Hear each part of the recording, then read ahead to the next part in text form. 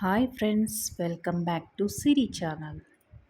మేము పోయిన వీక్ తిరుమల తిరుపతికి వెళ్ళామండి. అక్కడ కొన్ని ప్లేసెస్ వీడియో తీసాము. అవి ఎలా ఉన్నాయో చూద్దాం ఇప్పుడు. మనము తిరుమలకు వెళ్ళాలంటే ఎంతో ఇష్టపడతాము. మేము ప్రతి సంవత్సరము తిరుమలలో కళ్యాణం చేపిస్తాము. కళ్యాణం టికెట్ ఆన్లైన్లో బుక్ చేసుకోవాలి. అది 3 నెలల ముందే బుక్ చేసుకున్నాము.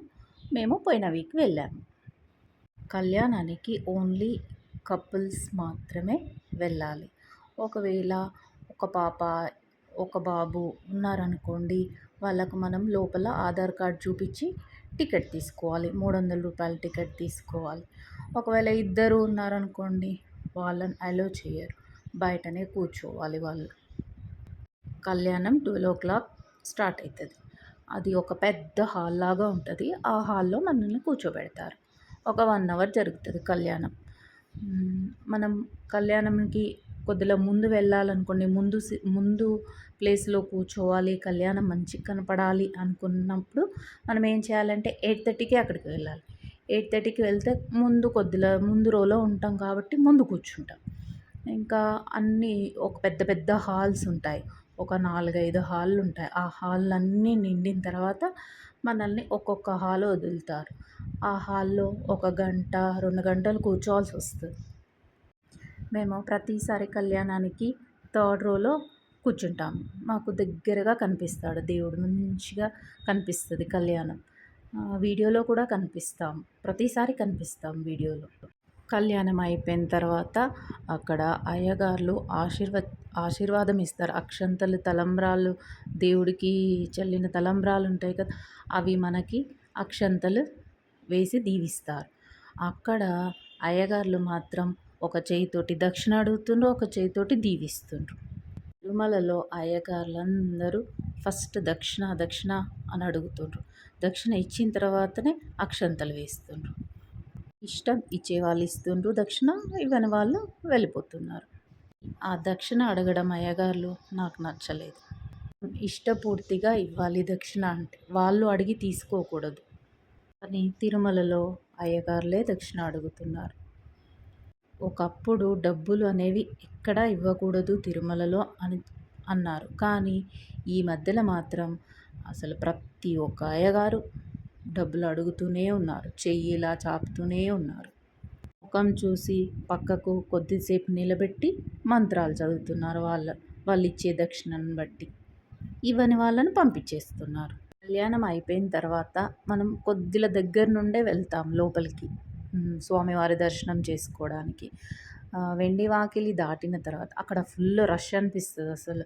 అందులో అందరూ నెట్టేసుకుంటూ ఉంటారు. మంచిగా జాగ్రత్తగా వెళ్ళాలి. బంగారు వాకిలిలోకి వెళ్ళే ముందు మనం ఒక 3 లైన్లు ఉంటాయి. ఆ 3 లైన్లో మధ్యలో లైన్లో వెళ్ళాలి మనం. మధ్యలో లైన్లో వెళ్తే ఏంటంటే మనకు దేవుడు మంచిగా నిలువెత్తు రూపం కనిపిస్తాడు. పాదాల కానుండి స్వామివారి నామాల వరకు మనకు మంచిగా హస్తాలతో సహా కనిపిస్తాడు. చాలా మంచిగా దర్శనం అవుతుంది. మధ్యలోకి వెళ్ళాలి. అటుపక్క రో ఇటుపక్క రోలకి వెళ్ళొద్దు. ఎవరైనా ఇప్పటి నుండి మధ్య రోలోకి వెళ్ళండి. ఎవ్వరు మనల్ని నెట్టేయరు. ఎందుకంటే అటుపక్క ఇటుపక్క వాళ్ళు సేవ చేసే వాళ్ళు ఉంటారు కదా, వాళ్ళు ఉంటారు. మధ్యలో ఎవరు ఉండరన్నమాట సేవ చేసేవాళ్ళు. అందుకు వాళ్ళని నెట్టేసి తోసేస్తూ ఉంటారు. ఒకరికొకరు ఇట్లా పంపించేస్తుంటారు. మనకు ఒక సెకండ్సే చూడనిస్తారు కదా దేవుణ్ణి. కానీ మధ్యలో వెళ్తే మనల్ని ఎవ్వరూ నెట్టేయరు. మెల్లగా వెళ్ళొచ్చు. అట్లా వెళ్ళండి ఈసారి వెళ్ళినప్పుడు. మేము ప్రతిసారి మధ్య రోలకెళ్ళే వెళ్తాము.